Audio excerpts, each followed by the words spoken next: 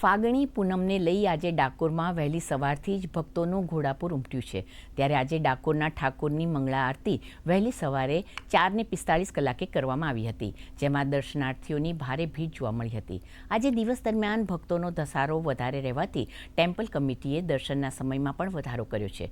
ચુસ્ત પોલીસ બંદોબસ્ત વચ્ચે પગપાળા આવેલા ભક્તો ડાકોરના ઠાકોરના દર્શન કરી રહ્યા છે। ડાકોર ખાતે જે ફાગણી પૂનમનો મહોત્સવ ઉજવાઈ રહ્યો છે, એમાં લાખોની સંખ્યામાં શ્રદ્ધાળુઓ ભગવાનના દર્શન કરવા આવી રહ્યા છે। અને આજે પદયાત્રીઓ શ્રદ્ધાળુઓ જે દર્શન કરવા આવે એમની સુરક્ષા અમારી પ્રાથમિકતા છે। એમને કોઈ પણ પ્રકારની તકલીફ ન પડે, પરિવાર સાથે આનંદથી ભગવાનના દર્શન કરી શકે, શાંતિથી દર્શન કરી અને એમને ઘરે પરત જવા માટે પણ ટ્રાન્સપોર્ટેશન સરળતાથી ઉપલબ્ધ થાય એ પ્રકારની સરસ વ્યવસ્થા કરવામાં આવેલી છે। અને અત્યાર સુધીમાં આપણે જોવા જઈએ સવારથી તો 3 થી 3.5 લાખ દર્શનાર્થીઓ ભગવાનના દર્શન કર્યા છે।